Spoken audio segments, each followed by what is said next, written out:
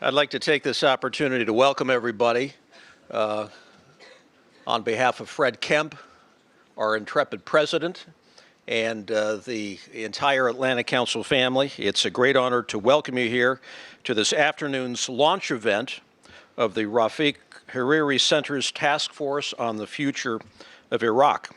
Now, right off the top, let me say that Rafiq Bisri, a member of our executive committee, is here, and we thank you and what you have done to make this center a reality and its work so recognized.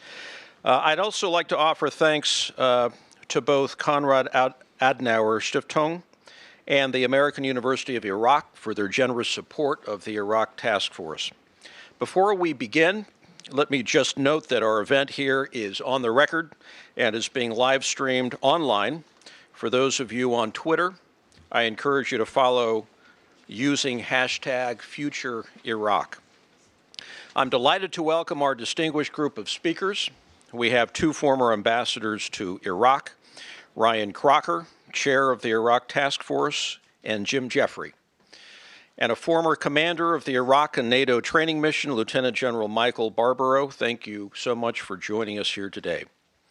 With 4 civil wars in 2015 and ISIS's rapid growth over the past 18 months, the Middle East continues to be fraught with conflict and instability that has exacerbated security concerns around the world. We're here today to do a deeper dive on one particular state, Iraq, that holds immense geopolitical and strategic importance, both in the Middle East and more broadly across global communities.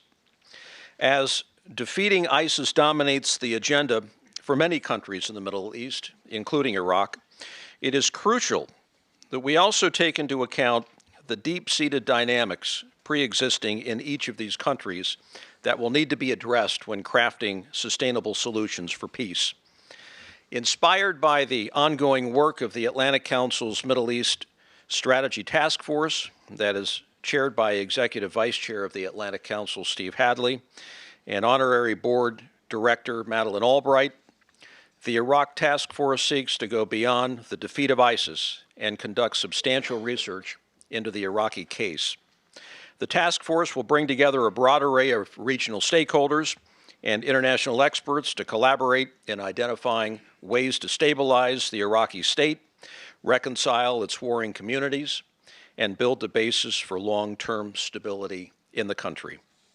The group will think through the demobilization of Iraq's militias, the future of Iraq's Sunni community, the prospects for Kurdish independence, paths to improving Iraq's governance and economic performance, and plans for the reintegration of internally displaced people. To do so, we've gathered a team of 25 of the world's leading experts on Iraqi politics, chaired by Ambassador Ryan Crocker, who we'll hear from shortly. The work of the task force will culminate with a book and a series of policy-oriented papers, complete with recommendations for governments and the international community.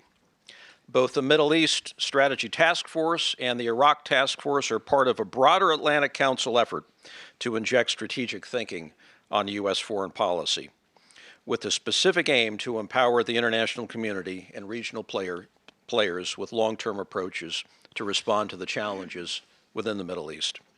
We hope to develop a comprehensive set of policy recommendations for the long-term support of Iraq's stabilization in time for the transition to a new administration here in the United States.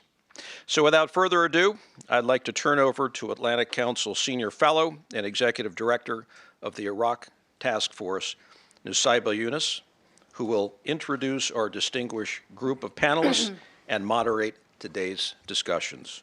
Nusaybah. Thank you. Well, thank you all very much for joining us for the launch of the Task Force on the Future of Iraq. It's really been a passion project of mine for a long time, and a lot of you have given me advice and guidance on how to put this together and which questions to really focus on and how to move forward with this so that it's the most useful that it can be, both to the US government in terms of our devising of a long-term strategy for the stabilization of Iraq beyond the defeat of ISIS, but also to develop useful policy tools to share with the Kurdish regional government and with the Iraqi government in Baghdad.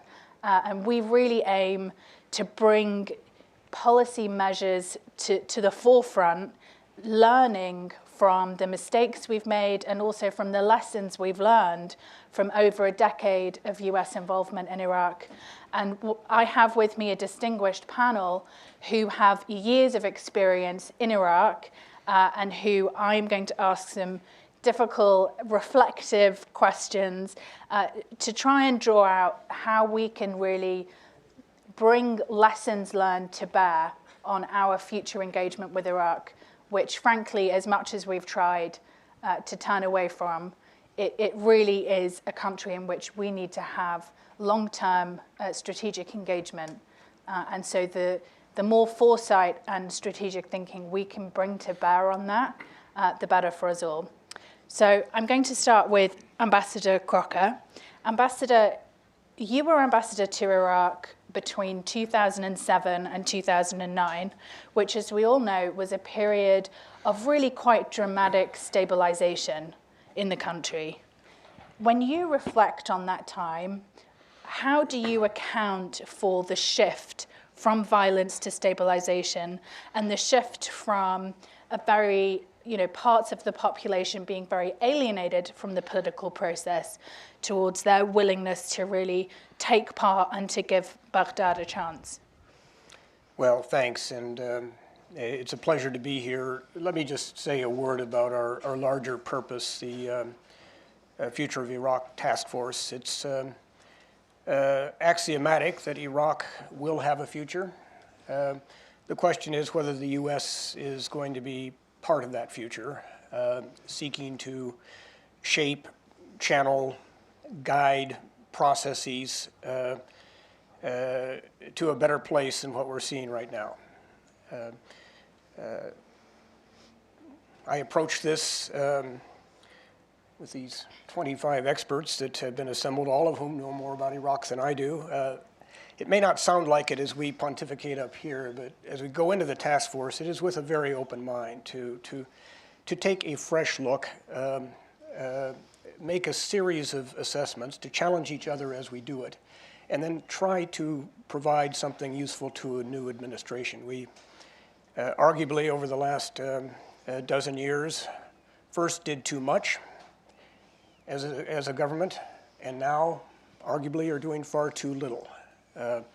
So this will be our effort, nestled within the fantastic work that Steve Hadley and Madeleine Albright did on the Middle East, to try to provide a way forward for a new administration, which is going to need it. Of course, everything good that happened in 07-09 was entirely due to me. There's nothing like being in the right place at the right time. I think Jim and Mike would agree with that. I think there were a number of factors that led to the achievement of relative stability and relative inclusivity on the political level. The surge really counted. I got there in the early days of the surge in the beginning of 2007, and could watch it work in districts like Dora. That was my first week there. I went to Dora just as the surge troops were moving in. A completely devastated neighborhood where the only protection the largely Sunni inhabitants thought they would ever have from marauding Shia militias was Al-Qaeda. And with the surge troops, not just the number of troops, but the change in mission, protection of the population, you could see how life came back to parts of Dora because we had a small operating base there. So the surge and the sense of security it brought to populations primarily in Baghdad, but really around the country, made a huge difference. With that, politics could be workable again. I worked obviously very closely with Nouri al-Maliki and others. Prime Minister Maliki obviously came from a certain background and had a certain worldview called highly sectarian, but he knew what he needed to do for the country. I had mentioned to Jim over lunch, we taught the Iraqis a lot of bad things. Maybe the worst was the budget supplemental process. Oh, God. But Iraq's first budget supplemental in September 2007, $250 million, went to the Sunni province of Anbar. It took a fair amount of lifting with the prime minister to get him there, but he could see that how important that was to pull Iraq out of the chaos of civil war and provide at least the hope of a unified country. So again, security, security, security, but security to trigger a political process. And we saw that in the course of those 2 years, how deals could be done in Parliament, bringing Kurds, Sunnis, and Shia together for compromises. Compromises they could not quite fashion on their own. But if the U.S. was in the middle of it, getting something here, giving something there, we could help them put it together. And I certainly start with that bias, if you will, and I'd be interested in what Jim thinks about it, being there at a later time. We really were the essential middleman when I was there. For lots of reasons, the horrors of the Saddam years, the unspeakable tragedy of the civil conflict in 06 and early 07, compromise just wasn't something Iraqis were going to do. But we could get in the middle of it and make those things happen. With the Kurds, I would have interesting conversations with the Kurdish leaders at that time. And when they got way too interesting, I'd say, hey, guys, remind me, what were the very worst of times for Iraqi Kurdistan? And there'd be some debate because there were a lot of really bad times in Iraqi Kurdistan, but, you know, almost always they'd come back to the Anfal, you know, the awful virtual genocide or attempted genocide of Saddam against the Kurdish people. And I'd say, right, so what was the best of times? Well, that one was easy. Right now, today, this is it. It's never been so good. And I'd say, right, so don't blow it. You know, in other words, don't overreach. Recognize that the best future at that time for the Kurdish region was within a unitary Iraqi state that would not threaten Kurdish security and would provide a solid economic basis through the 17% budget share. So again, from a pretty bleak beginning in early 07, and you know, there was no guarantee that surge was going to work. I remember watching the casualty counts go up. You know, God, Mike, you lived that. When we hit over 120 dead in June of 07, that number still sticks with me. Every one of them a person, every one of them an American. And I could not say at the end of June 2007, as we looked at those figures, that their sacrifice was going to turn the tide. But it did. It brought that basic security on which we could then build the various political and economic structures. Thank you. Ambassador Jeffrey, you were there as ambassador later under the Obama administration. Could you reflect a little on what Ambassador Crocker has said? Under the Obama administration, was the US still prepared to act as a middleman in kind of doing the diplomatic heavy lifting and bringing the various components of Iraqi society together? Or had the US mission in Iraq really changed by the time you were ambassador? Yeah, I think I'll start with a explanatory story, and it involves Ryan. He may not remember this, but before he went out there in 2007, he came and visited us in NEA, and he walked into my office. I looked up at him and I said, "Ryan, only you can save Iraq."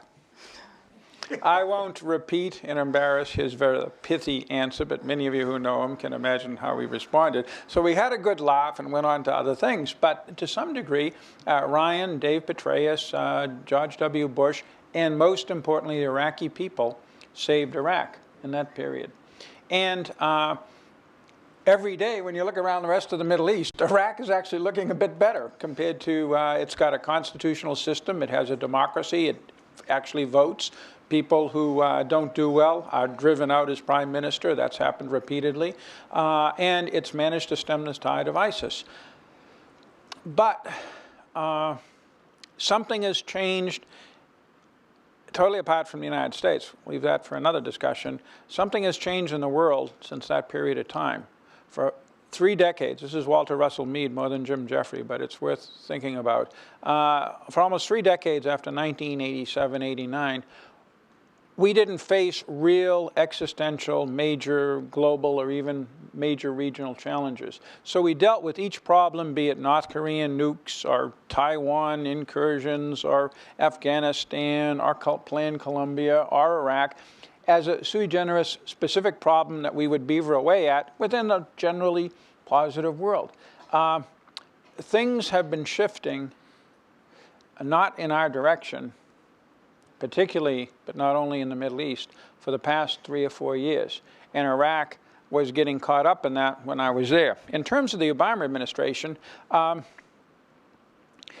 President Obama came in, I mean, he ran famously, because we're revisiting the whole thing now, on a opposition to Hillary Clinton's vote in 2002 on going into Iraq. He was a guy who voted against it and who was going to withdraw all the troops. Well, actually, he didn't have to withdraw all the troops because, in fact, the U.S. government had agreed in 2008 in the security agreement that we would withdraw all of our troops by the end of 2011. So President Obama came in with a double success story. Iraq was relatively stable, and fighting, and particularly casualties, both Iraqi and American, were way, way down. And we were on a glide path to withdraw all of our troops by 2011. He went to Camp Lejeune and gave a speech in February 2009, where he essentially endorsed the entire Bush administration program for Iraq, calling for a country that would be secure, stable, an ally and friend of the United States, and a partner in the struggle against terrorism. He did caveat that a little bit by saying that we couldn't be on every street corner, we couldn't solve every problem, that the Iraqis would have to step up, but he was quite optimistic about that. That attitude remained through 2010, 2011. He saw Iraq as a success. He saw Iraq that was something that was kind of fixed. His focus was on Afghanistan. And Iraq was kind of on automatic pilot.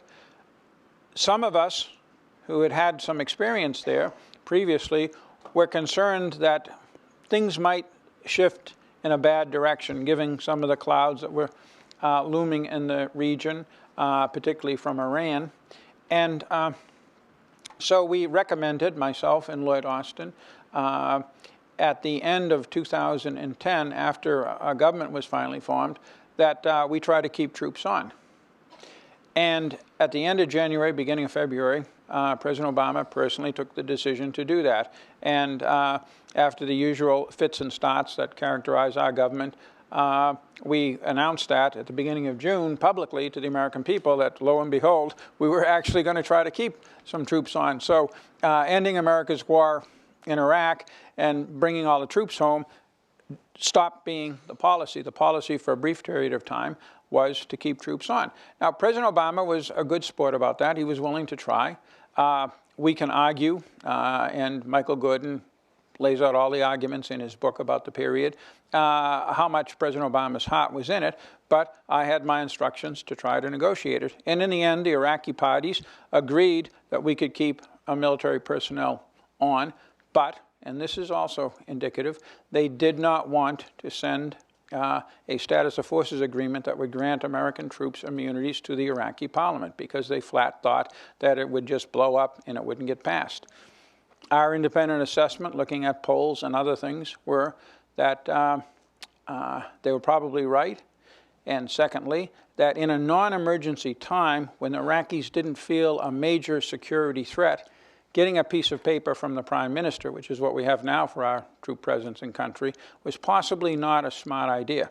So, from my standpoint, regretfully, we wound up executing the 2008 plan and got all of our troops out at the end of 2011. Now, the Obama administration did not walk away from Iraq. We had a very ambitious plan to use the embassy as a platform.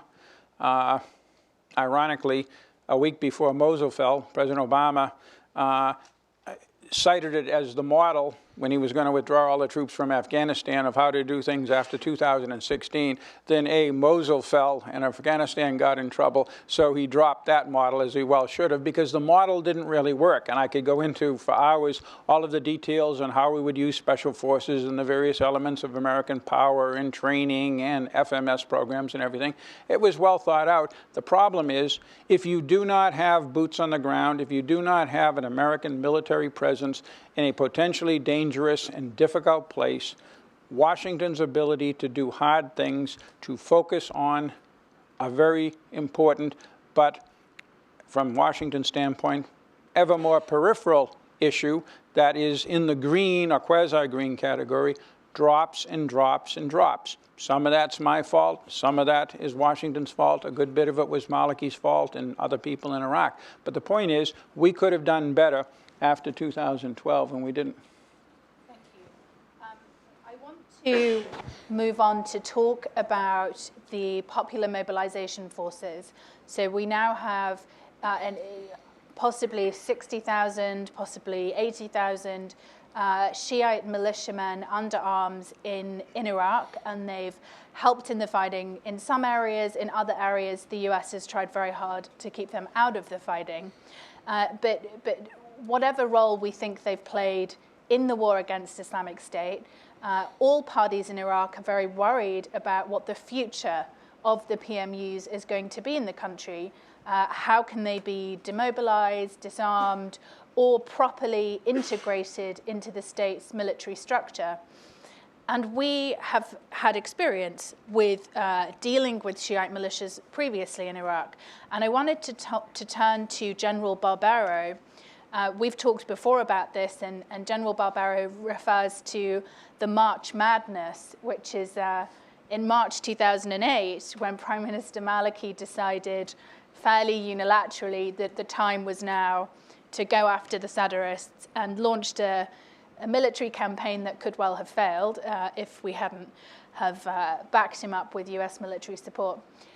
Reflecting on the Iraqi government's experience in dealing with militias and in bringing them back under control, and particularly with some of the Badrists, integrating them into the Iraqi security forces and into the Interior Ministry, police forces and other structures.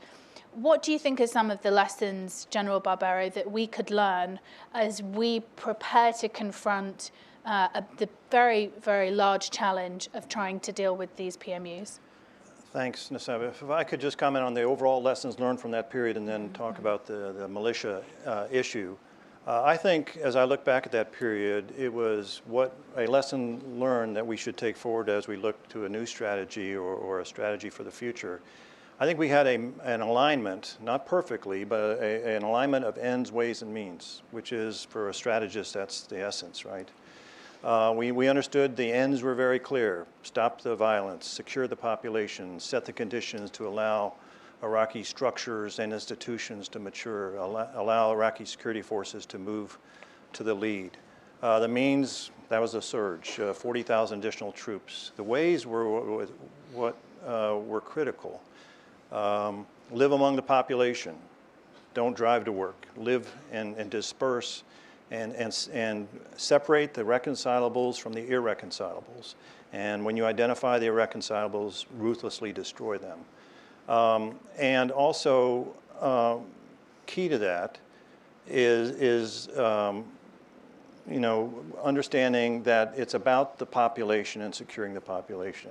So I think ends, ways, and means is always the standard by which you test a strategy, and I think they were in alignment during that period.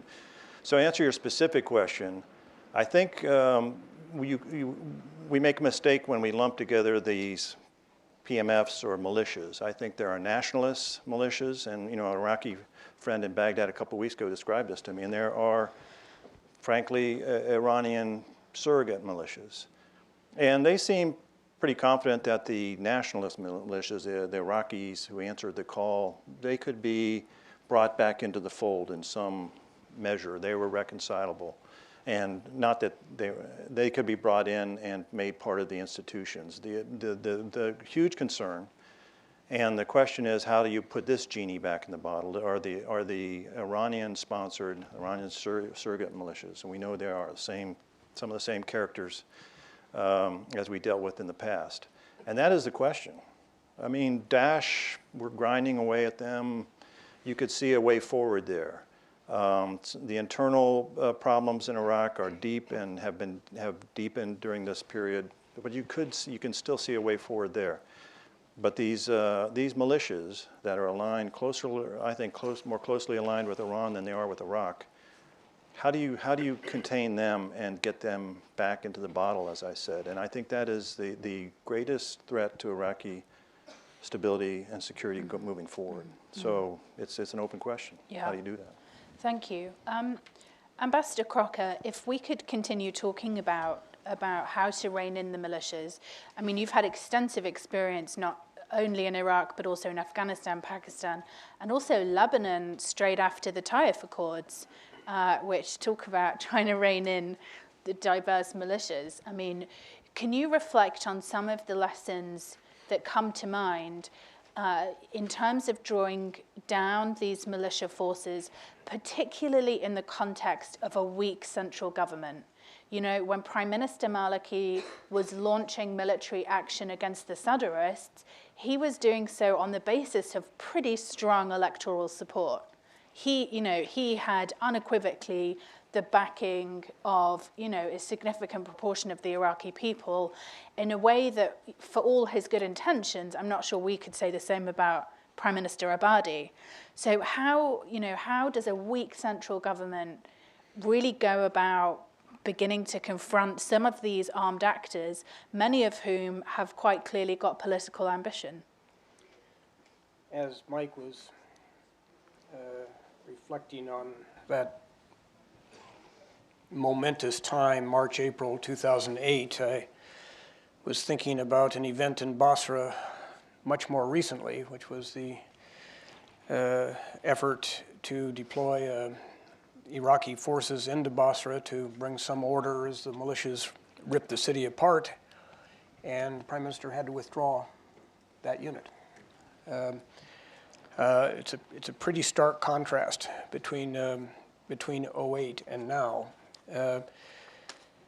One thing that those of us who are practitioners try to do is not get trapped by our own experience, that because I saw this and that happened, therefore it will apply everywhere else. But it's really hard.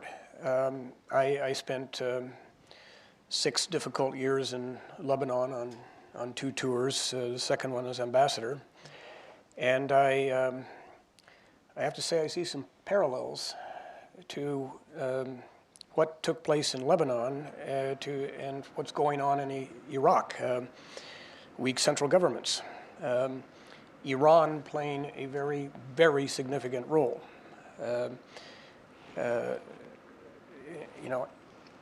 Anyone who thought that the Iran nuclear deal was going to herald a new era of a gentler, kinder Iran in the region is nuts. And what you're seeing now, whether it's in Iraq or in Syria, is the indication of that. Because what you're seeing now in Iraq is the old Iranian playbook that they began to write in the early 80s in the immediate wake of the Israeli invasion, when they, working with Syria, created what became Hezbollah. I mentioned trying to avoid being captured by your own experience. Mine involved being a survivor of the 1983 bombing of the embassy in Beirut, and I was there when the Marine barracks went up in October of that year, all brought to you again by the combination of Iran, Syria, and a local proxy, Hezbollah. So, as Mike says, the PMU, the Hashid, is not monochromatic. There are nationalist elements, but there are also clearly forces and individuals who are taking their instructions from Iran. So this is going to be really, really, really hard for the Iraqi government to come to terms with.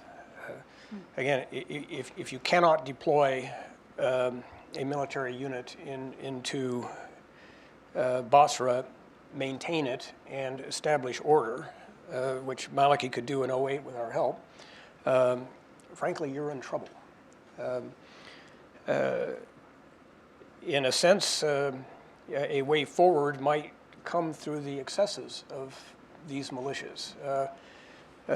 By all accounts, Basra is not a very fun place to live right now because there is no rule of law. It's militia rule, much as Beirut was during my first tour. And people will get sick of that. That may be an opportunity, carefully crafted, to start literally to gain some ground back. But this is going to be hard. As we withdrew politically and militarily, it didn't end a war. It simply left the battlefield to our adversaries. In this case, Iran, their proxies in the center and south, and to Islamic State in the west. So this will be a hugely difficult lift. And again, I see our job in the months ahead as a task force in trying to first define the problem and its various dynamics in a methodical and comprehensive way, and then to set out some possible courses of action. But this is going to be extremely difficult. Ambassador Jeffrey, if you could reflect a little more on what you see as Iran's endgame in Iraq. If you compare the relationship between Maliki and the Iranians at the time when you were ambassador, and how the relationship is now between the official Iraqi government, between Abadi and the Iranians versus these proxy forces, where do you think Iran really gets its power and influence from on the ground in Iraq? And what do you think they see as their medium-term goals? Yeah, I think, again, you have to take a step back, given the fact that we are in a different world than we were a few years ago, where we could look at Iran and Iraq as a separate thing. We have, as is obvious from looking at the papers, an Iran problem. I would say an Iran, Syria, Russia problem right now in the Middle East. That is the #1 problem in the whole region. And considering we also have ISIS, that's saying a lot. And so the first thing is, what is Iran trying to do?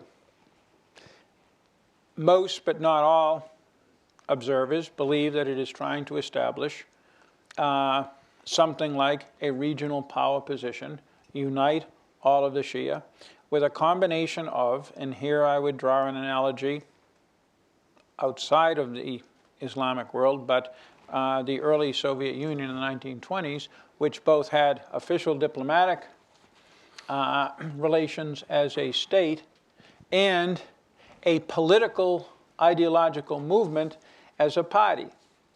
To quote Henry Kissinger on Iran some years ago, Iran has to decide whether it's a country or a cause. As a cause, borders aren't too important. They all sort of meld together. And what is important is Iran's advancing its interests in the region all the way to the Mediterranean, and both drawing support from and then coming to the rescue of its local allies, typically but not entirely Shia Arabs. So if that's the framework, then you have to deduce from that how that applies to Iraq. Iraq is obviously particularly important to Iran because it's a neighboring state. It was the source of one of its most searing modern experiences, the Iran-Iraq War. And you have the competing center of Shia Islam in Najaf in the south of the country. But in the state system, it's an independent state. In the world of the Middle East, it's an Arab state in a region that takes Arabness seriously. So Iran doesn't have a totally free hand there. But again, as Ryan said, you have a phenomenon that is not all of that different from Beirut. If you can have a weak government, if you can have major forces that are able to bear arms, able to serve as a militia, and who are more loyal to Iran or Iranian surrogates than they are to their own government, then you're able to exercise tremendous influence. We see this every day. But while I would rate Iran's influence in Iraq as higher than that of the United States, Iran's influence in Iraq and ours are not higher than the Iraqi peoples themselves. At the end of the day, there's a push and pull. Now, to get to Maliki and Abadi, again, Maliki had a lot of traits that contributed to the rise of ISIS and the alienation of the Sunni Arabs and to some degree the Kurds. But as a relatively strong leader, he would at times stand up to the Iranians. And I always got the feeling, and it was a good feeling, ironically, that he was trying to play us Americans and the Iranians off and balance each other. Prime Minister Abadi is a man who is sympathetic to the United States, sympathetic to the West, but also an Iraqi patriot, and he has to be aware of what's happening in his coalition, the Shia coalition, and what's happening in his country. And he's in a different position than Maliki was 5 years ago. Could I just add something? Yeah, of course.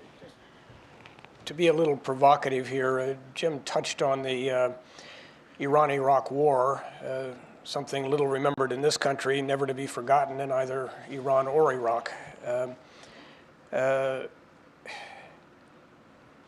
You look at key figures in Iran today, like Qasem Soleimani.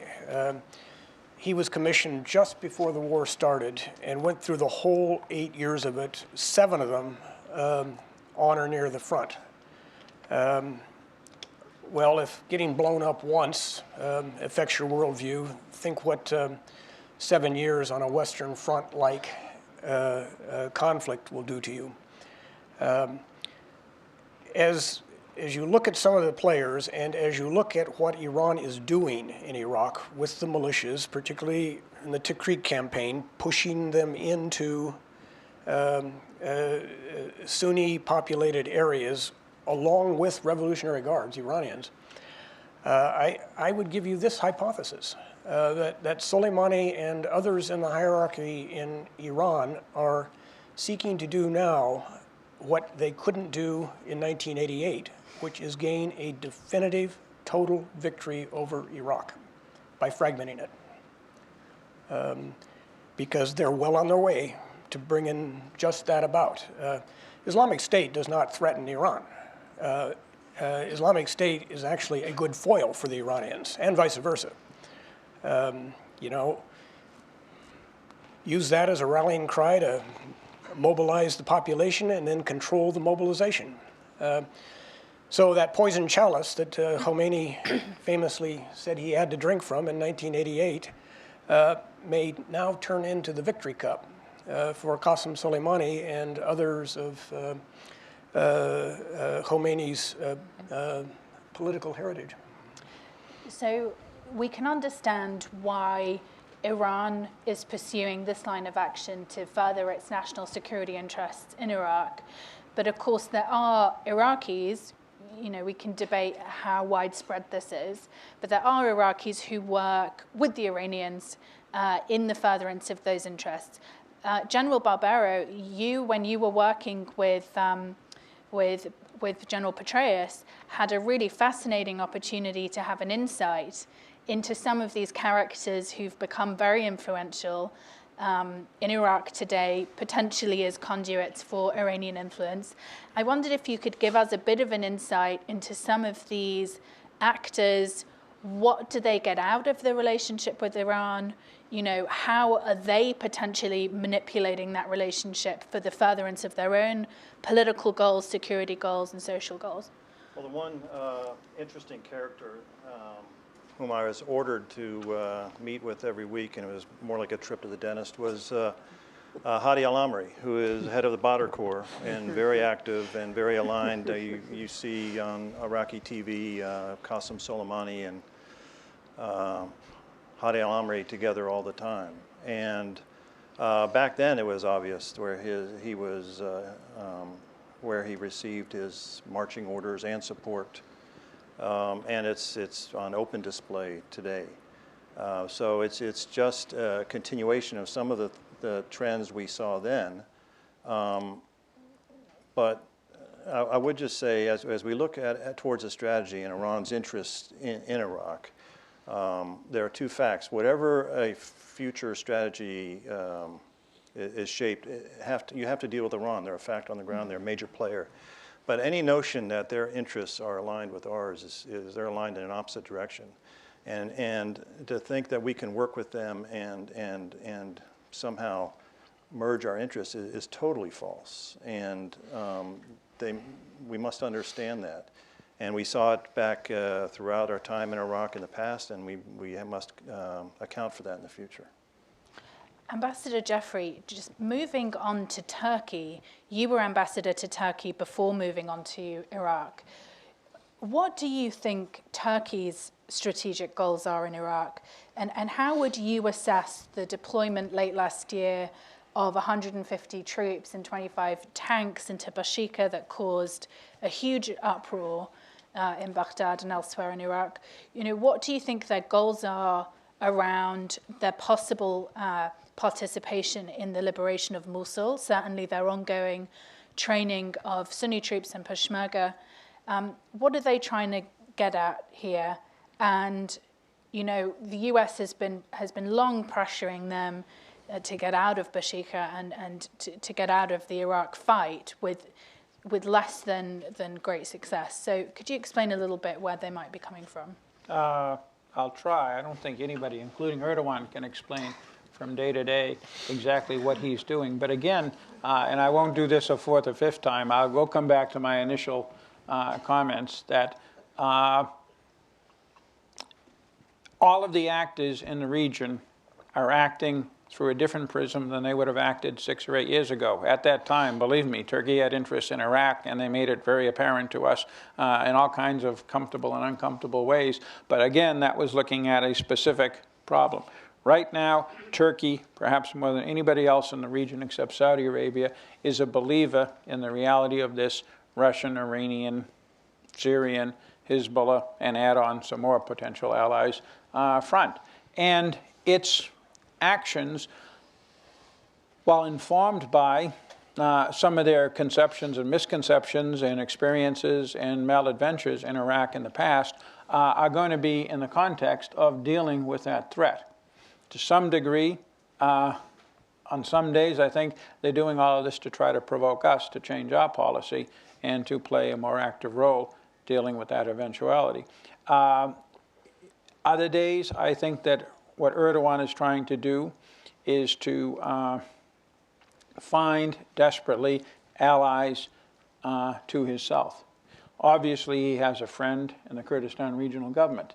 Of course, This site is just to the west of it. There is a whole controversial gray area now that ISIS created in mixed and Arab areas that when ISIS came in, the Iraqi army melted away, the KRG Peshmerga moved in, and these areas are also coterminous with parts of Nineveh province where you have a split among the Arab population. The former governor was driven out. He's allied with the Kurdistan Regional Government people and with the Turks. So this is partially, and we saw that when I was there, although not with tanks, a very strong Turkish effort to play both the Kurdish card and the Sunni Arab card. And I think this is more of the same, but it has more of a strategic focus, and Erdogan sees it as more existential. Thus the tanks, and thus the refusal to fold under our pressure and Baghdad's pressure. Mm-hmm.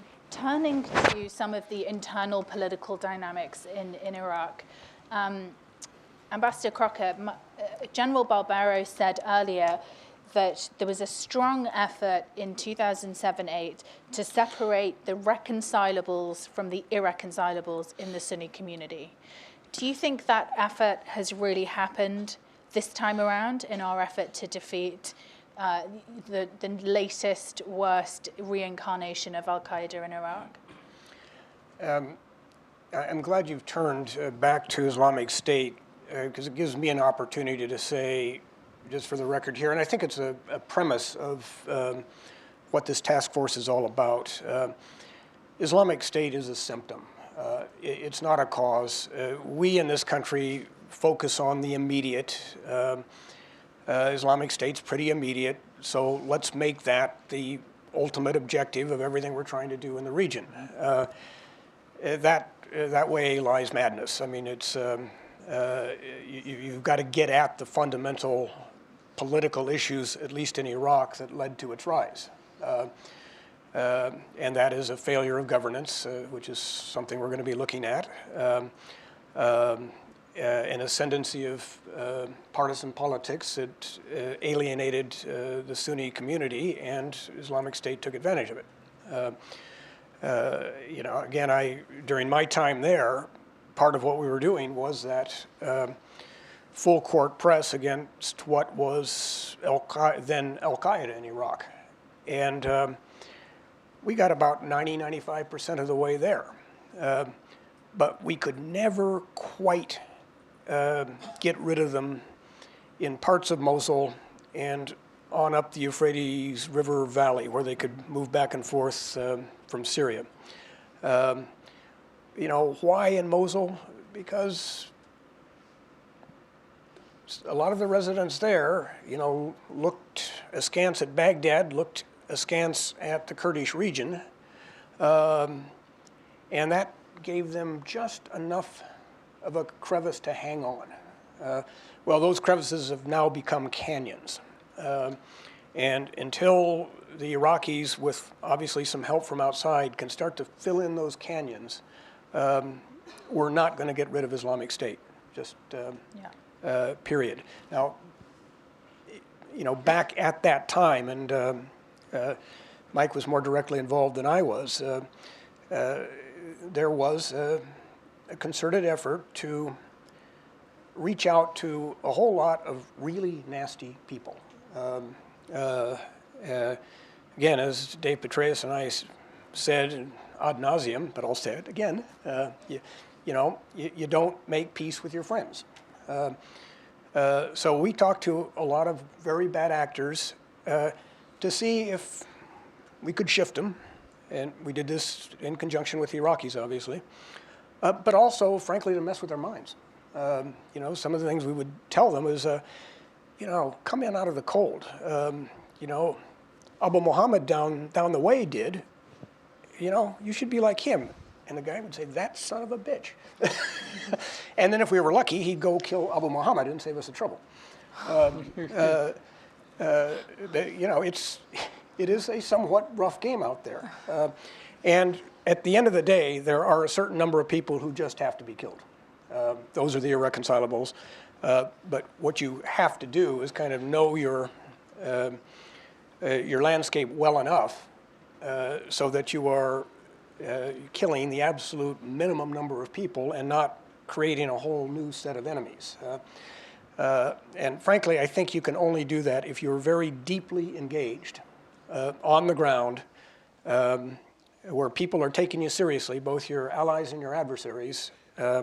And sadly, that is not the case for us now in Iraq. Ambassador Jeffrey, given where we are, we don't have the troop levels in Iraq, anything like it that we had back in 2007. The Iraqi government does not have, arguably does not have the political capacity to reach out to the reconcilable Sunnis, and certainly hasn't been able to push through a legislative agenda that would show that the government was very serious about re-engaging those Sunnis in the political process. Short of the carpet bombing approach advocated by Ted Cruz that would just generate an entirely new generation of radical actors, how do we encourage from outside the re-engagement of those Sunni actors who can be brought back into the political system and who frankly need to be if we're ever to have a chance of securing these areas once we militarily defeat ISIS? Yeah, to some degree, that's actually going on. One of the rays of sunlight in the whole ISIS 2014 thing was that much of Anbar province did not fall after Fallujah to ISIS. And the fall of Ramadi a year ago, which was defended primarily by Sunni Arab Anbar police, some tribes people, and Iraqi army units, which included Sunnis, that was more of a goof up militarily than it was the sort of meltdown that you had in Mosul. And of course, the city, much devastated, has been retaken. And other places are being held by, again, Sunnis. And there is a tremendous amount, I saw that when I was out there a few months ago, there's a tremendous amount of back and forth between the government and various Sunni groups. Many of them are in exile now. Many of the, the provincial governors, their provincial councils have all fled. And they're involved. I don't think they're playing the same role we saw before because they've essentially lost most of their territory. One difference with 2007, 2008, aside from you don't have the ubiquitous presence of the United States military, is that in 2007, 2008, essentially everywhere, we had control of the population. That was the whole point of the surge, and therefore you could carry this out. General Casey talked incessantly about reconciliables and irreconciliables back in 2005. He couldn't carry out that policy because we were not embedded on the ground and could actually discover the difference or get the kind of intelligence we could do. Without that, it's difficult. On the other hand, ISIS is such a uniquely evil organization, and while it has many former Ba'athist officers, it is also, in some respects, an alien force in Iraq that I'm relatively hopeful that if we can get a military offensive going, you'll find a way to have some kind of preliminary resolution like people are still working on up in Tikrit. But again, if this is replacing ISIS by an Iranian-dominated Baghdad, you're going to be back in the same mess in the future. So it gets to the same question again. If I could just add to the comments of the ambassadors, how do we deal with this ISIS problem in the context of the Sunni population and bringing them into this, fully into this Iraqi enterprise of the future? Well, tactically, it can be done. Again, it goes to a strategy that matches ends, ways, and means, and you understand it's an ecosystem, it's a network, and you attack the network, which starts with a very detailed and accurate intelligence understanding of the network, which it's questionable whether we have that now. And then you go ruthlessly to go after the every part of the network, leadership, suppliers, foot soldiers, and then you go after the resources. So it's not exactly carpet bombing, and it's not just stealing their oil, taking their oil from them. It is a very sophisticated understanding and putting the right boots on the ground, intelligence, soft, precision strike to understand and attack the network. It can be done. But the more complex and more difficult question is, how do you incentivize a Sunni population to A, reject this element, and then the harder question now is buy in to a government from Baghdad. And that is difficult, and I don't think we can impose that. We can help and nurture it and hopefully set some conditions for it, but that is really the crux of it. How do you incentivize the Sunnis to reject this, and then, but more importantly, buy into a future in Iraq? And that's tough. Yeah. Staying with you, General Barbero, I want to turn and look at some of the tremendous capacity building efforts that the US has invested in over a decade, of support for the Iraqi state. You, from 2009 to 2011, were the senior US and NATO commander responsible for manning, training, equipping. I know where this is going. I've been asked Building this. operational Wait a minute, weren't you the guy who was responsible for Iraqi capability. security forces? I was there with you. Oh, that's right. I worked for the ambassador. But, It was all in great shape when I left. yeah, no. Can you just reflect a little on what did and didn't work, and if we, as we approach a continued effort to strengthen the Iraqi forces, how should we be approaching that today? Well, I think we underestimated some things in Iraq, the significant divisions in the society that had been in this pressure cooker controlled by Saddam Hussein for so many decades, this brutal regime. And so we underestimated the effects of that. And we knew that, and as we got into this was going to be a long, tough slog to build Iraqi security forces and really not change culture, make some significant changes, build a non-commissioned officer corps to us, which is natural. Sharing of intelligence, which had been a weapon, something you used against your adversary, but now is something you're supposed to share to defeat a common goal. So there are some things that were very tough challenges that we tried to overcome. We knew that this effort would go beyond 2011, 12, 13, and said, the minimum capabilities this force needed weren't going to be in place to continue to go after the last 5% of Al-Qaeda in Iraq. So I think we underestimated initially how tough this was going to be. I was there in 2003 when we said, okay, well, let's just start building an army. And it was a Sisyphean task to start to do that. And then, but I will say this, we understood the challenge and knew that it would take many more years to do this, as I think we're seeing. I think we did commit a lot of resources, and we made some bad decisions. But we also had things on a path where you could see that the Iraqi security forces could be capable at a period of time to be able to take on this immense challenge. And I think we just left at the wrong time.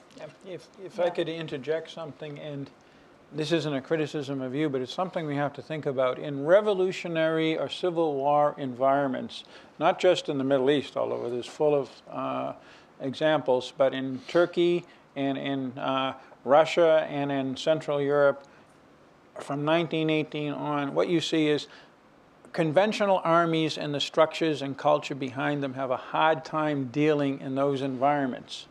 Who does well?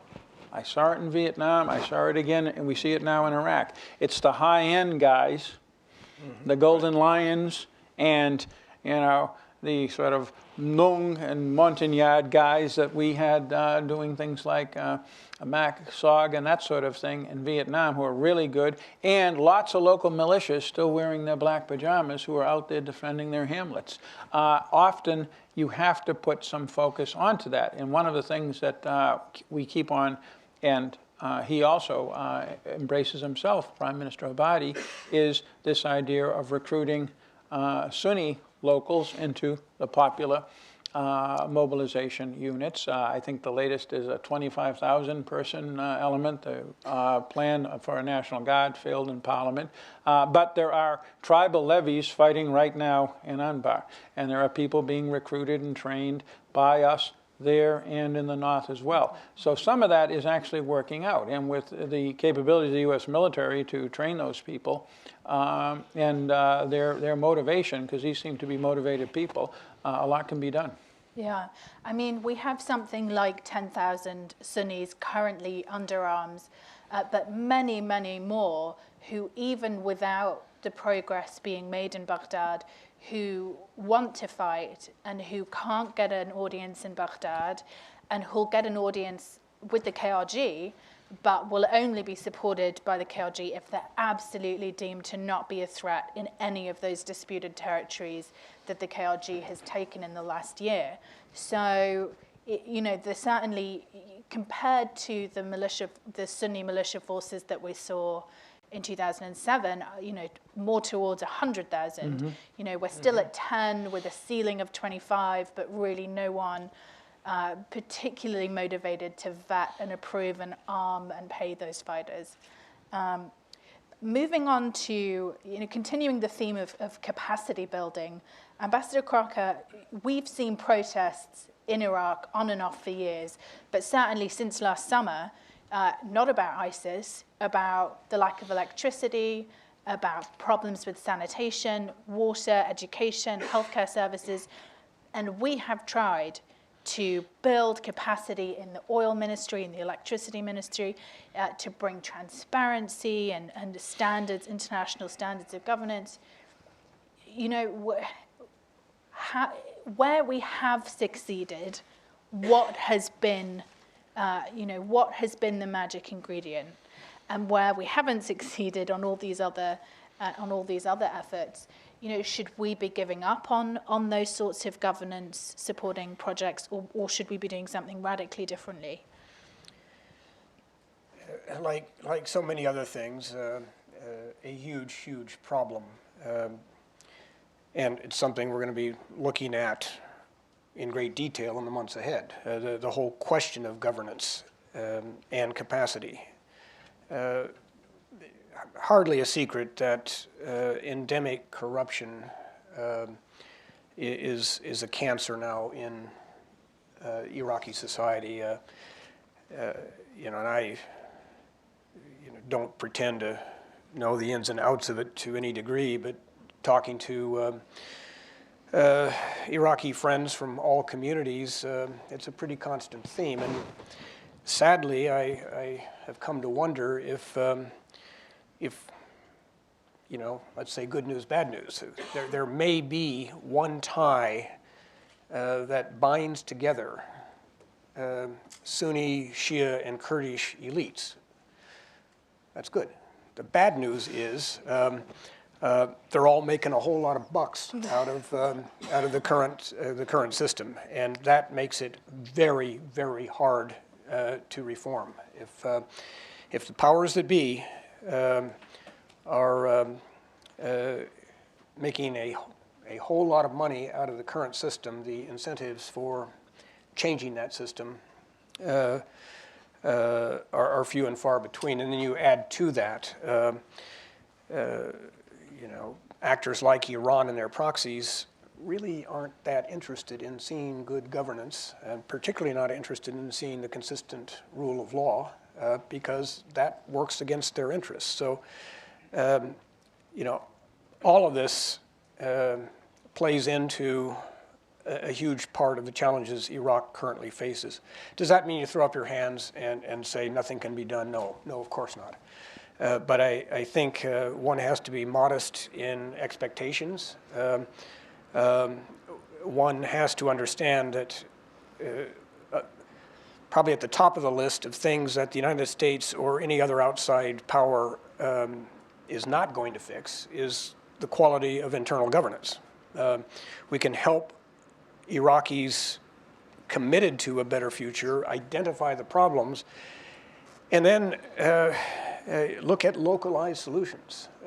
And I think an area in particular where that's important would be in the oil sector. That is the engine of the economy. Obviously, the Iraqis have a long history of running their own oil industry. They at least have a memory of how to do this. It's something that we're doing down at Texas A&M, incidentally.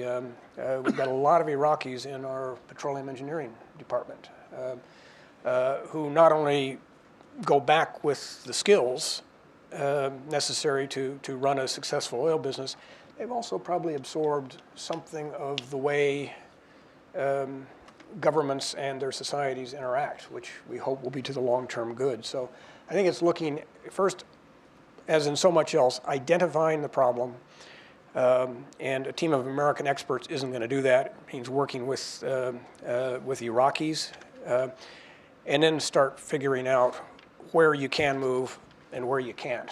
There will be no across-the-board fix to this. That I can cheerfully predict. But I think there can be incremental progress. If I could just add to this immense challenge that Ambassador Crocker described is the new challenge of the utter devastation of these occupied areas. The situation in Anbar, I think, has been underreported, but security forces decimated, infrastructure destroyed, 75 schools destroyed, 250 damaged to the point they can't be used, and on and on. So just think of what that portends for Mosul and Nineveh after 2+ years of brutal occupation, where they're going to fight to the end. So it's just going to be tougher as liberating these areas as we continue to grind away at them. And what we find there is just going to exacerbate this lack of basic services and infrastructure, and especially in areas that need it worse, the Sunni areas that you're trying to convince to align themselves with a government in Baghdad. It's an immense challenge that we need to face and take on. Yeah, absolutely. I mean, the devastation that we've seen in Ramadi and Tikrit, and that we can imagine will take place in Mosul, poses a huge challenge at a time when the Iraqi government and the KRG is struggling intensively with the collapse in oil prices and with the costs of running the war against Islamic State. Can we use financial contributions and infusions of weapons and of training to the Iraqi government and to the KRG? Can we use those contributions that are very important to make, but can we use them as leverage as part of this effort to make a dent in the corruption that we see, and to incentivize a greater push towards a focus on rectifying some of these governance problems? I was hoping for a chance to jump in on this because I have some hard-earned views. One is we can rebuild things. We did Fallujah after we took that place apart, and it's something that the United States can do or the Iraqis can do. It requires money, but as long as somebody isn't out there trying to blow it up as you're doing it, it's a whole other problem. But assuming that you've got the security situation, which is the first priority, under control, you can do that. Iraqis will also be able to, as Ryan said with the oil industry, run a lot themselves and come to us for the expertise to augment and reinforce what they're doing, and that's been a huge success. Other things they did, while we were horrified at it because it undercut our whole electricity program, which we put an enormous amount of effort into, was the neighborhood generators. Now, I can cite 1,000 reasons why this is uneconomical, stupid, diverts oil, and et cetera, et cetera. It's how a lot of people, it's how Baghdad was lit up. And we were always talking about, we want to encourage entrepreneurial activity. Boy, that was entrepreneurial activity. And that gets to it. No, we can't do that. It won't work. First of all, if we can generate enough support in this place, Washington, to provide weapons or to provide, economic redevelopment and relief and such, there's a huge strategic reason for that, and we cannot hold that hostage to pressuring them. Plus, people don't like to be told what to do. If Iraqis decide that corruption is so bad that they're going to end it and they need some advice on how to do that, they know our telephone number. But if we fly in there, and boy, I saw that in 2004, with every single American, a sort of clone of every single American institution, NGO, or pressure group here in Washington, and then individual actors like Newt Gingrich on top of that, coming in with their 20 good ideas on how to fix Iraq and trying to field that and deploy that, it doesn't have the intended effects. I'll just leave it at that. How true that is. General Barbero, you've said that you no longer believe that the forces pulling Iraq together are greater than the forces pushing Iraq apart. Can you explain where your shift in thinking has come from? Yeah, and I've just recently returned from Baghdad, so I'd like to be able to modify that a little. But even in the beginning of 2007, that Ambassador Crocker described, month of, I think, February, 34 car bombs in Baghdad alone, enormous Iraqi casualties, and then, of course, the investment in U.S. casualties. You always felt that the forces pulling Iraq together, holding Iraq together, were stronger than these ones pulling it apart. That there was a sense of Iraqi nationalism which would prevail. And it wasn't being an optimist, it was just taking a look at it and I think hopefully being a realist. But in the last few years, the sectarian divisions, we used to call fault lines, where we would impose ourselves to try to hold things together or set the conditions for it to be reconciled, I think have become so deep. I've heard, I was in Kurdistan right after the ISIS advance, and I heard comments, why should we fight for the Sunnis when they wouldn't even fight for themselves? Christians never, they are not going back. The Sunni Shia, what I think some Sunnis will tell you, the ethnic cleansing in some of these areas where these militias are now moving into. So my concern is that these divisions have become so deep that it's questionable if we can hold this entity Iraq, or if Iraqis can hold this entity called Iraq together. Ambassador Crocker, you've said publicly that you think the fragmentation of the state system in the Middle East would be catastrophic.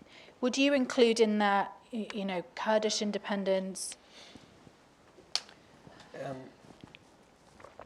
The lines that were drawn on the map about 100 years ago, not by the people whose lives they proceeded to define, but by European statesmen in Versailles and Sèvres, have had amazing durability, and I think one tries to redraw them at great peril. Certainly that is what Islamic State is trying to do, literally, in their sweep through Iraq, taking Mosul and a lot of other real estate. They actually took time out to obliterate border posts, just to erase literally the notion of these 100-year-old borders. I do not, to put it mildly, see anything good coming from that process. And again, this is part of the conversation I used to have with my Kurdish friends. I certainly, as an outsider, as well as an outsider can understand it. I understand Kurdish aspirations, particularly after what they've been through. But that was part of my don't blow it. These are the best of times. To move toward juridical independence in northern Iraq, or to make it even more extreme, across through northern Syria, I think can trigger a whole new wave of violence in the area. We already see what the Turks are saying and doing as the Kurds move toward Azaz in northern Syria. If there's one thing Turks, Iraqis, and Iranians agree on, it is no independent Kurdistan. So as bad as things are, this is an axiom I learned long ago in the Middle East, as bad as things are today, they can always get worse. And that would be a great way of making them worse. Just to push you a little on that, I mean, it seems like the relationship between the KRG and certainly the KDP and the Erdogan government, I mean, is stronger than ever. And do you think that Turkey would risk its economic ties and its deep political ties with the KDP by blocking a move to independence? And just practically speaking, if the Kurds were to have this referendum and declare independence, what would be the catastrophic results that you would foresee? Well, I defer to Jim on this, yeah, your name is something I've always associated with catastrophe.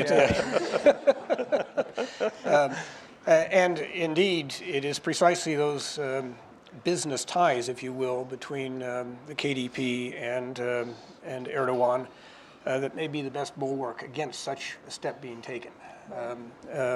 But while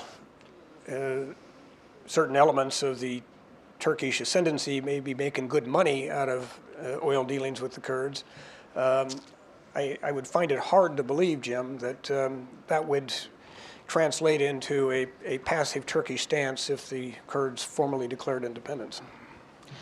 I'll let you have the final word on that. There is the right of self-determination, and you always have to keep that in this very broad mix. Secondly, the specific relationship between Kurdistan and the rest of Iraq is something that the Kurds, who are serious players, have their own army, their own borders, their own economy, are going to be major players in. Three, given all that we've talked about today, any Kurdish leader who doesn't consider the reserve parachute of declaring independence, as if things turn even more chaotic, is not doing his or her job. Now, I'll get to your question after all of those caveats. A number of difficult things can happen. One is, with the wink of an eye, Kurdistan is exporting 600,000 barrels a day, some of it from the Northern Oil Company, which is a Baghdad operation out of Kirkuk. For many very complicated reasons, Baghdad, while pushing an alternative scheme involving the famous 17% and such, is kind of okay with that. An independent Kurdistan, I'm not so sure. And that oil goes on international markets, and it can be challenged and has been challenged. Secondly, we had an incident about 2 months ago where the Russians decided that they wanted to fire some cruise missiles from one of their lakes into Syria, and they had Baghdad close down the airspace over Kurdistan for several days. This had a huge impact on international air travel. That's the problem. Kurdistan's semi-international status, with their own contracts with oil companies, with international flights going in and out and everything, is dependent upon them having some sort of legal status or legal tolerance. If you pull the plug on that, you have to rack and stack all these various attributes of a state and figure out how would you deal with that. The first and the most obvious thing is you need the absolute cooperation of Turkey, but that might not be enough. All the Turks in the world couldn't change the airspace closure. And all the Turks in the world can't get people to lift oil from Ceyhan. Thank you. I'm going to throw this open to questions now. We've covered a huge range of topics. I'm going to start here with Henri Barkey, and then I'll move to Barbara Slavin. That was a low blow. Ambassador Coffin, you said something which was interesting. And could you introduce yourself, Henri? The Kurds' faces dropping lower and lower. Henri Barkey from the Woodrow Wilson Center. You said, Ambassador Cocker, you said that the Iranians had a game plan for Iraq, and it was essentially to fracture the state and to divide it. So 2 questions for you. I mean, in relation to that, how do we know that that's the case? I mean, does the behavior essentially point that, and can you tell us why? And what's the advantage to the Iranians to break up a state which A few minutes ago, you said the one thing that everybody agrees on is no independent Kurdistan, which if you fracture the state, you'll have an independent Kurdistan. Well, first, I absolutely did not state that as irrefutable fact. I think I called it a provocative hypothesis. But I do think it's something to look at. What would be the rationale for it? To absolutely ensure that Iraq never again is a threat to Iran. And a fragmented Iraq would, at least in a conventional sense, never be a threat to Iran. You would have, again, a jihadistan, and as I've suggested, I don't think Iran feels really threatened by Islamic State and vice versa. You would have a Shiistan that would include most of Iraq's oil that Iran could certainly find ways to profit from, and a somewhat problematic Kurdistan. But what we have seen, of course, is Iranian influence in Kurdistan, and in that scenario, a kind of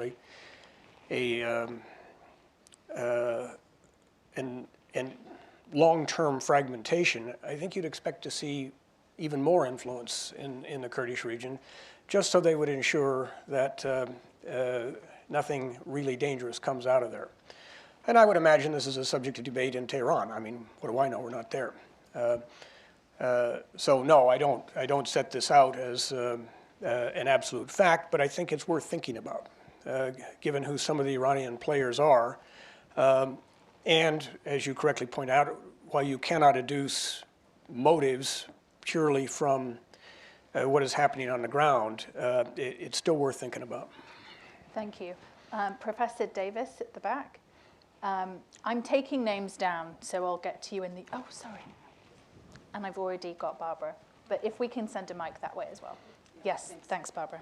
I'm Barbara Slavin, and I run the Future of Iran initiative at the Hi, I'm Barbara Slavin, and I run the Future of Iran initiative at the Atlantic Council, so I thought I should come and see what the future of Iraq was going to be. I'm shocked. Iran took advantage of the United States toppling a Sunni government in a country that had a Shia majority. You know, reality intrudes here. Given, however, our own domestic situation, particularly our own domestic politics, how can you project that a future American administration is ever going to be willing to engage troops, certainly, or treasure in the way that we did over the past decade to reverse what looks like a pretty solid gain on the part of the Iranians in Iraq, any more than we would go into Lebanon again with Marines to try to deal with Hezbollah. And I guess that's both to, well, it's to all three of you, actually. Thanks. I'll start. You've just summarized the Obama administration argument to, what do we call them? Joint target, JTACs. You know, a few guys out there with radios. This is another going in with 100,000 troops. Barbara, how many airplanes does Putin have in the Middle East? That's right. They're doing a lot of, from Putin's standpoint, really good work. How many people has he lost? I think we're up to 2, maybe a few more on the ground. That's the kind of deployment of power to achieve strategic ends that I admire. I don't admire his purposes, but I certainly admire the tradecraft. And that's the kind of thing I sense that most of the people that are making recommendations for the commitment of American forces are talking about. There are plenty of people in an 85% Sunni Middle East who are willing to stand up and fight against this Iranian offensive. They need assistance, they need weapons, they need leadership, they need air cover. That's what we're there for, potentially. I'll stop there. If I could just add to that, I think, you know, that whenever we have this discussion, it's we're doing what we're doing now, or it'll be thousands of troops, and it's a false choice. I mean, there is a way to do it. And it starts with what are our national interests in the region, and how does Iraq fit into that? It'd be pleasant to start with that question first, and then devise a strategy, as I said at the outset, that matches ends, ways, and means. When you say you're going to destroy ISIS, but when you're hitting them at 6, 7 targets a day and a small cadre of advisors that don't go to the front, some do, that's not going to destroy ISIS. Okay, so it's frustrating to hear the discourse on this, but I think it's a well, I mean, is it in our interest to do that? And what are our interests there? And then devise a strategy to do it. But it has to start with U.S. interests, not as in a region, not as we wish it to be, but the situation on the ground that we find. Some of us would distinguish between Shia power, which is a majority, as you pointed out, and Iranian power in Iraq. Yeah, and I'd leave it at that. And that's the point I would press. Unlike what some of our Arab friends believe, Shia does not equal Iranian. Those of us who have been out there know what passionate Arab nationalists many Iraqi Shia are. And so I would talk not about troops and treasure, I would talk about politics and diplomacy. I have argued with this administration with a singular lack of success. Most of my arguments with this administration meet with a singular lack of success. That, don't send the 101st Airborne to Baghdad, send the Secretary of State for a prolonged seance with the Iraqi leadership to both assess and then to try to influence what deals can be done. We have been sort of missing in action politically and diplomatically, and that is where I would like to see the thrust of a renewed effort come. And here the Iranians may actually help, because if my provocative hypothesis is anywhere near the mark, well, that's war in another form. And at a certain point, you're probably going to get, in fact, you see it in some areas already, an Iraqi Arab reaction to that. We saw Al-Qaeda's excesses enable the surge through the awakening. They were their own worst enemy. I think Iranian overreach can potentially deliver the same results. I think we need to be giving Abadi and others some alternative to Tehran, because right now there isn't. But that needs to be political and diplomatic in the first instance. Yeah, and we're certainly not talking about rolling back Shia power in Baghdad. I mean, that's not anyone's goal. The point is just for those militias that have sprung up during this time of instability to be properly integrated into the country's armed forces, and for Iraq's Sunni communities to have enough of a seat at the table that they can go back to their constituencies and actually be able to deliver something once in a while. Thank you, sir. Eric Davis, Rutgers University. In the document I received from you, Ryan, it was very exciting to see all the dimensions of this future of Iraq task force. However, you are emphasizing the future, and I noticed one category that's not there, and that's the category of youth. 70% of the population is under the age of 30, 40% is under the age of 15. We know that most of the violence comes from the activities of youth, and we also know if we look at Iraqi civil society organizations, we see that the main drivers and most of the effective ones are youth. So how do we really integrate youth, not just sort of give them a kind of off-the-cuff importance, but really, since they're the generation in waiting, they're going to be taking over the new Iraq. And if you look at the education that they're receiving, it's very wanting, because the school textbooks have been denuded of anything that treats any Iraqi group that they don't particularly like. So I'd like you to see what our panelists would say about how we deal with this very, very important demographic. Thank you. That's a great point, Eric. And let me just say generally, that was an illustrative menu, not a comprehensive checklist. And what we're certainly expecting for everyone that is associating with this effort is that kind of input. What else, you know, so that's what we came up with as an initial draft. What else should be on that? So please give us that kind of feedback. Now, we tried to get at that. There is a reference to education in there because it is so critical for the reasons you cite, the youth bulge and the way curricula are being modified and altered. So that certainly is our intention, that be part of it. But certainly worth fleshing that out a bit. I'm on the board of Mercy Corps International, and that is something that Mercy Corps does everywhere we're involved, is drill down on youth and education. Because we have learned over the years how absolutely central that is to long-term security and stability. And again, a massive challenge.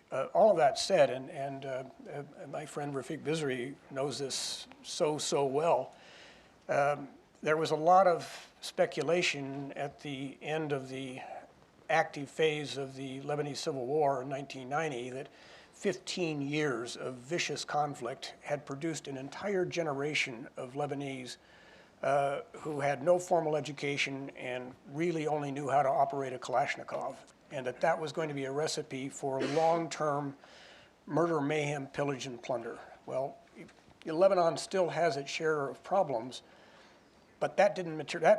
That apocalyptic prediction did not pan out. That young Lebanese who may have literally grown up in militias, once they had an option to do something else, dropped that gun and took that option. So yes, this is deserving of serious concern and serious attention.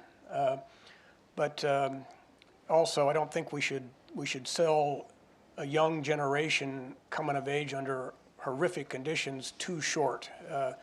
Give them some alternatives, and I'll bet you they'll take them. Ambassador Sameh. Well, thank you very much for an excellent discussion. The panelists bring to the discussion a huge amount of experience, insight, and wisdom. I'm an admirer of each one of them. They raised through this discussion a whole number of issues, some extremely important, some central, and some of them are better discussed in smaller circles than this bigger gathering. But I just want to take one strategic issue which was touched upon, and that is the fact that there is an alliance of Iran, Russia, and Syria, Hezbollah, that is on a roll. It is actually making tremendous gains. And if things go the way they are heading towards victory in their terms to achieve their goals in the region. And we know that the Iranians and the Russians are good chess players. I'm not sure that as a political system, the American system is in that league in terms of chess, seeing so many moves ahead.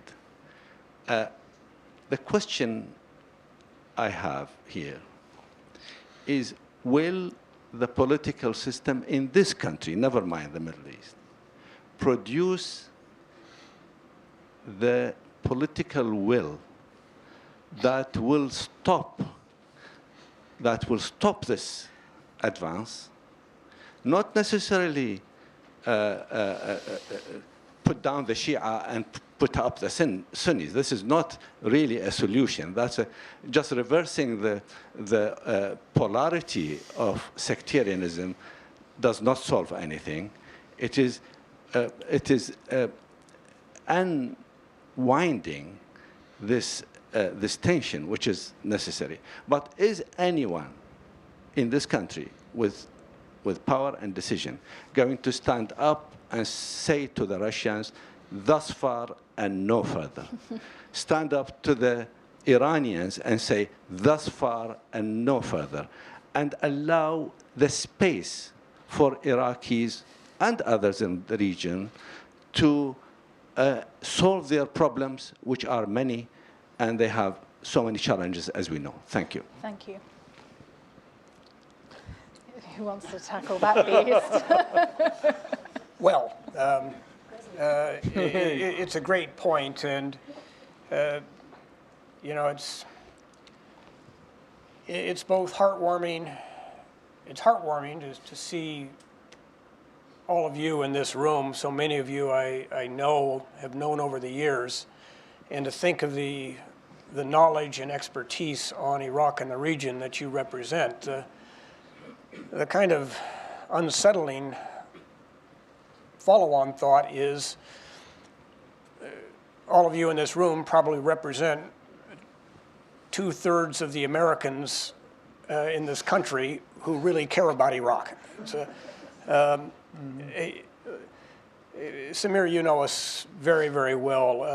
Americans have tremendous qualities. We also have a few challenges, and one of them is what I call strategic patience. You know, we didn't build our great country on patience. Get her done. Don't tell me about yesterday, I'm about today and tomorrow. Let's get on with it. And then if it gets messy, costly, difficult, heck, let's go on to something else and get that done instead. So, you know, we're kind of genetically wired for let's fix it now. Well, you know, the Middle East is not a region that lends itself to easy, quick fixes. So that's a challenge for us. And of course, our political system is also not geared to, you know, long-term policies. You know, policies change as the White House changes hands, as the balance shifts in Congress. And you know, the example again is Iraq. In 2002, the American people, through their representatives in Congress, basically voted to have a big old war in Iraq. And then in 2006, the American people, through their elected representatives in Congress, voted not to have a big old war in Iraq. But you can't rewind the film. So you rightly put your finger on a real challenge for the American public and for American policy. Now, in terms of the specific incident you cite, clearly there were other policy alternatives open to this administration or any administration in Syria, in Iraq, vis-a-vis Iran, Bashar al-Assad, or Moscow. I've suggested some of them. The administration has elected basically to sit pretty tight. But there's nothing in our system that would have prevented more robust actions. These are policy decisions, policies made at one end of Pennsylvania Avenue and it's resourced at the other. We diplomats and soldiers don't make policy, we just kind of carry it out. So I think there were alternatives. I was recently out in the Middle East, not in Iraq. The perception I found among people I've known for years, that the benign interpretation is that there is a Tehran, Damascus, Moscow axis in the face of which we are just passive. That's the charitable interpretation. The less charitable interpretation is it is actually a Tehran, Damascus, Moscow, Washington axis. That by our inaction, we are really siding that we are, in effect, accomplices, and I think that's quite dangerous. Yeah, there's not going to be any kind of American intervention in the Middle East on the scale even remotely like that of the first 10 years of this century. I think that's pretty apparent. We barely got enough political support to do the first Gulf War, even though that didn't involve all of the downsides of Vietnam before and Iraq and Afghanistan after. And that was 20 years after Vietnam. So it takes a long time to do the same mistake again, even if it isn't a mistake. But as I said, we're not talking about that level of effort to make a difference in the Middle East. We're talking about, again, a Putin-esque 1,500-man expeditionary, maybe up to 2,500 now, expeditionary element. We've got 40 or 50,000 troops. And we got 10,000 in Afghanistan alone. We got 3,700 in Iraq. We got 3,000 or 4,000 in Kuwait. I could go on and on. We have him outnumbered about 20 to 1. We're just not using them. And I could see a different administration, in fact, almost any of them from 1945 until either 2000 or 2008, using those forces and providing a countervailing force. Whether we will arrive, we've had two administrations that have tried very different approaches to the old traditional work the problem slowly, and I don't think the American people by polls are happy with the results of either of them.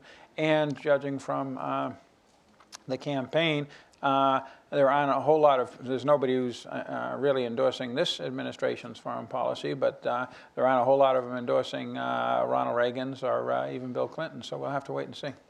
Just one. Yes. I think what you bring up is we are not very good at conflict resolution.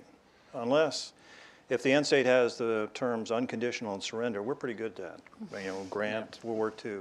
But anything short of that, which most of them end up in that, we're not very good at that. So just from the past decade that we've talked about in our experience in Iraq, I'd be loath to sign up for some open-ended, turning back some axis of evil without a clearly defined end state and a definition of success. We've just recalibrated our commitment to Afghanistan because we haven't done that adequately. So just from the sacrifice that we've all seen firsthand, I'd be very reluctant to sign up for some great crusade to turn back this axis unless we had a very clear strategy and definition of success to end it. Dr. Kadhim. Thank you very much, and thanks for this panel. Of course, no one can assemble better experience speaking what the ambassador just said than what's on the panel, and you are lucky to be supported by Nusayba, one of the great Iraq experts. But let me ask about methodology, approach, and maybe the philosophy of the task force. Since we are launching a task force, it's been more about Iraq rather than what this task force is going to do. Now, this experience, which is great and coveted, I think if it casts a very heavy shadow on the work of the task force, it might turn easily into hindrance. Watching the talk, I still think that there is a lot of that experience is dictating what has been said on the panel today. No criticism. I'm an academic. This is annoying about people like me. So you have to take it, both of you, I know. So, but basically, I think that's very important. What is going to be new from, say, the Iraq study group, which I had the honor of talking to Secretary Panetta at the time about certain aspects of it. Are you listening to new people? Are you looking at the new realities in Iraq? Your experience, valuable as it is right now probably part of what we study as historians versus what happened after June 10, which is very important. What is going to be new here? When we talk about, just let me take one quick example because time is important and would like to hear about that. Talking about the PMUs, still we hear the word militias, for example. Even the Iraqi government says they are not militias and they are part of this. The Hashd general that used to, the elements of it that used to fight you in those days, and also they were not supported by many Iraqis because their job was to terrorize many segments of Iraqi society. Nowadays, their popularity is through the roof in many parts of Iraq, and I can tell you with the decline of the popularity of the establishment, the parties that ruled Iraq historically since 2003, there's a lot of change right now that I think needs that we have to force ourselves to forget the experience and use it just as a back up and support rather than let it overcome or overshadow our work. And I think this is going to be maybe the pivot where success and probably recreating another Iraq Study Group report will be there. And again, I know both of you, I would love to talk to you about it in another time ongoingly. But thank you for this excellent panel and wishing you all the success and luck. Thank you. Because we just have a few minutes left, I'm going to collect all the remaining questions I have, starting with Representative Bayan.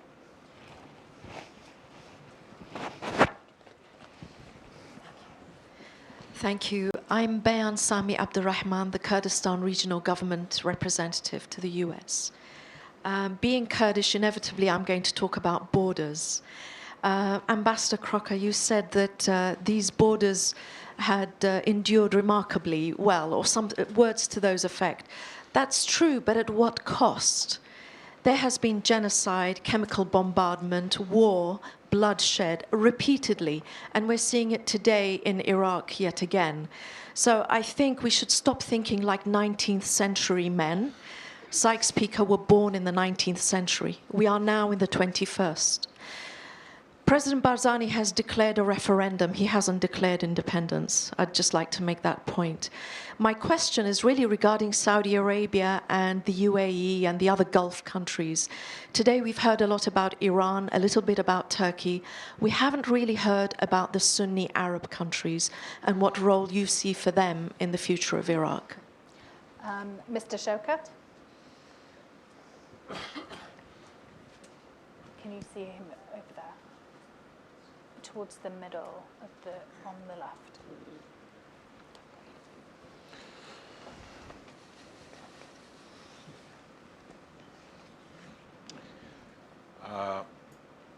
Ambassador Ryan, it has been a long time since I've seen you. I believe it was around 2002. Can you check that the microphone's on? Yeah, Great. it's okay. Yeah. Smuldar Shaukat, I was part of the Iraqi opposition, and then I was a former Iraqi parliamentarian, and now I'm very active in the Arab-Sunni cause after the Daesh incursion. I've listened to the excellent panel you have gathered. I've listened to the general saying that in the past 2 or 3 years, the forces taking Iraq apart are much greater than the forces that are wants to keep Iraq together.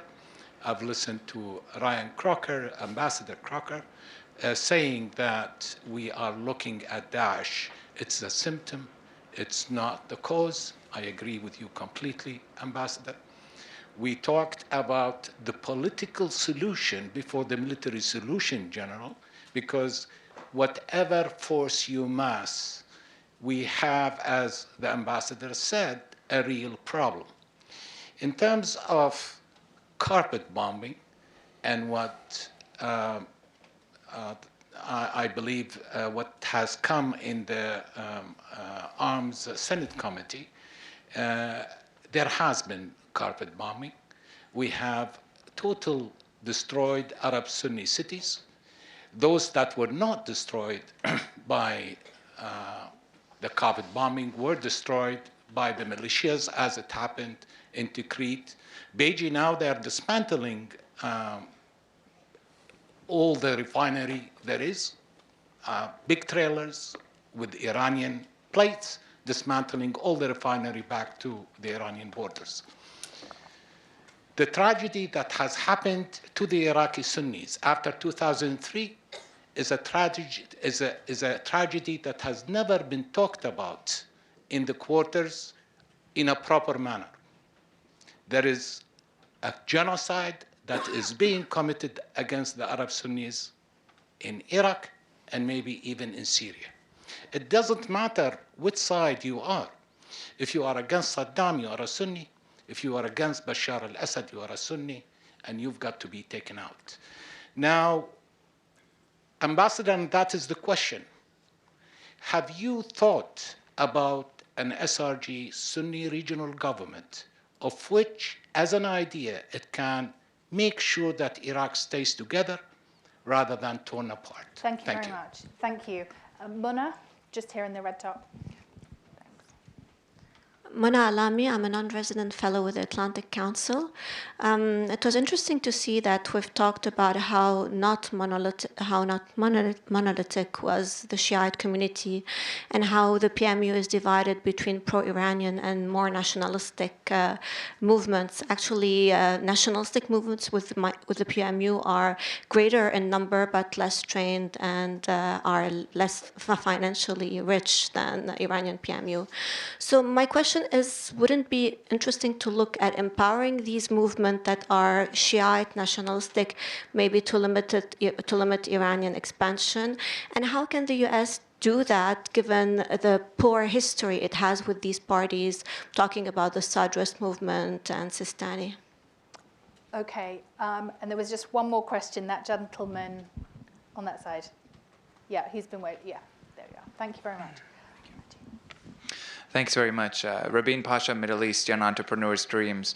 I want to go back, actually, and even hearing some of these questions about what will happen to the Sunni areas and hearing Eric's question earlier, and thinking of the example that was given about Lebanon and what it took to rebuild that country, and some of the services that also Ambassador Jeffrey spoke about, the entrepreneurial spirit that brought back electricity in Baghdad and brought these communities together.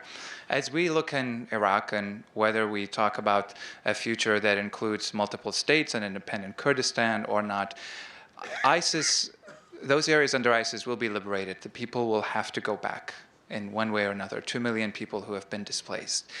The one thing that could unite and look into a future of Iraq is building upon and investing in that entrepreneurial spirit and the leadership development of youth, which has been completely neglected. And as we look at Iraq, and I was born there, I was raised there, I understand the Iraqi resilience, both from being Kurdish, Iraqi American, and in the diaspora community, and have gone back. And there's a huge level of disenfranchisement and a distrust of the Iraqi government, whether it comes back ever together to control those areas or not. So my question would be, how do we, in our current foreign policy, as well as broader diplomatic and development assistance, assist in recreating that sense of country ownership, entrepreneurial spirit that engages the young people in rebuilding their future? Whether they would be a part of one political thing or another, we really have to think about the trauma and retranslate that back into an economic productivity of rebuilding those communities. Thank you very much. I'm sorry I had a couple more on my list, but I think we have to leave it here.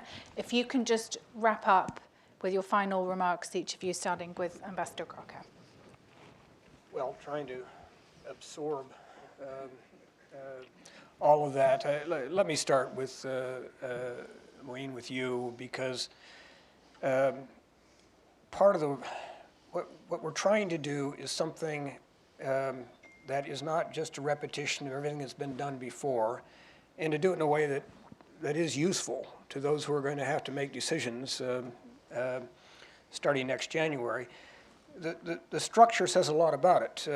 You know, with what, 25 senior advisors representing, I can assure you, every conceivable point of view and experiential basis on Iraq.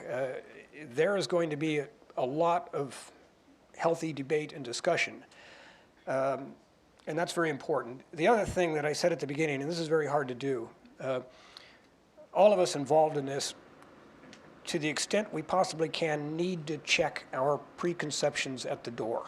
To say, here's the issue, let's drill down in it and let it speak to us, let it define itself, rather than us trying to overlay our own preconceived definitions on whatever the issue is. Again, that's really hard to do. Actually, it's impossible to do, but you can check that tendency. And the worst mistakes I've made in my career have always involved letting my preconceptions shape an objective reality. So these are very good cautions.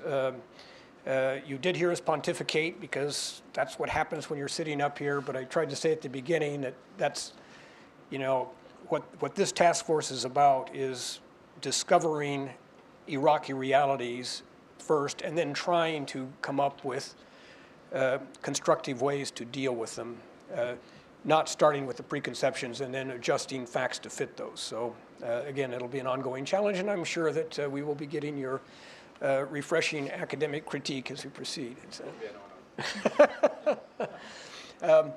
Just very quickly on some of the other issues. Yes, the question of Iraq's other neighbors, particularly the Sunni Arabs, is a very important one. You know, we spent today talking a lot about Iran because that's obviously the challenge of the hour. But that is our intention to look at the complicated, not always discernible roles the Arab states like Saudi Arabia, Jordan, UAE do play in Iraq. I got way more questions than I have even tentative answers now, but that is an important issue, and we will get at it. Let's see, what else do we need to talk about? Muna's question about why don't we support the nationalistic militias who at the moment are only lesser. Yeah, that's a great point. And again, it's a challenge for the task force. But, you know, who are these guys? As Butch Cassidy, if you're old enough to remember, famously asked the Sundance Kid as they rode through Bolivia, who are these guys? Who directs them? What motivates them?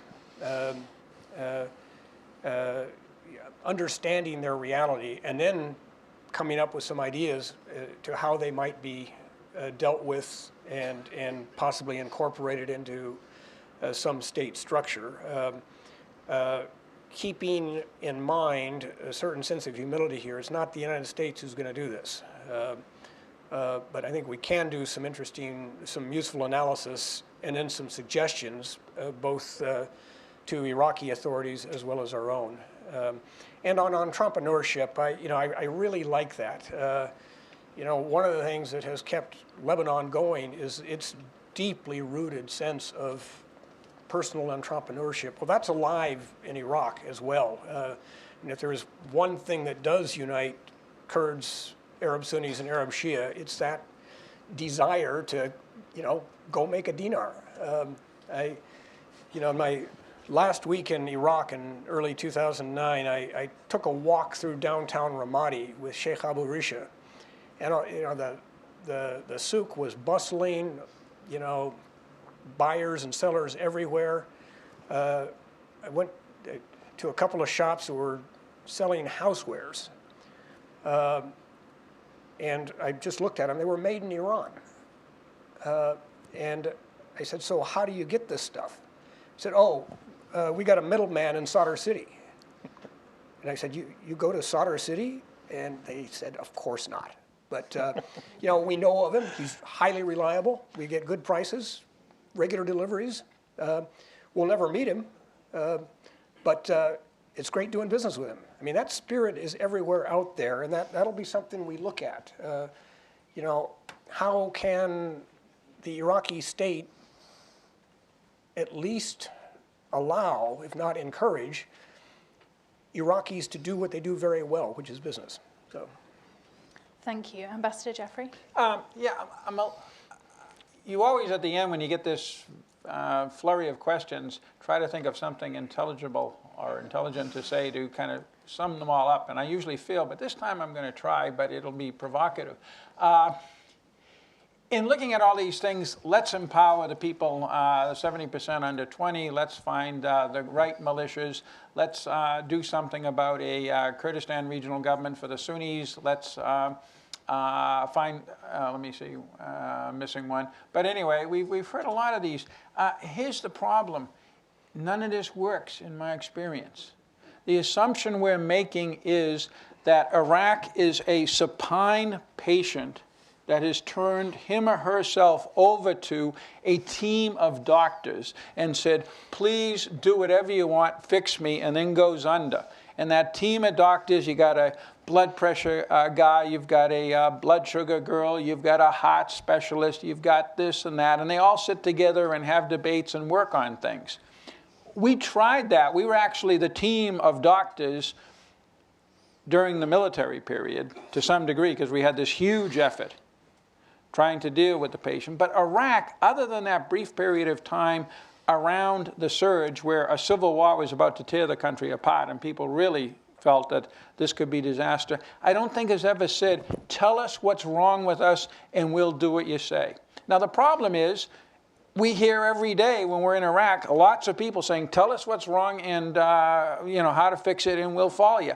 But that was never deeply ingrained in the population, in the various groups. They were countervailing forces and antibodies against even our best suggestions. So what I would urge is, apart from the diplomatic and military, where we have a real role, to look at those things that seem to be working, that seem to have buy-in, that seem to be really Iraqi. It can be the oil sector, it can be entrepreneurial electricity, it can be trading relationships throughout the region, and find ways to support that.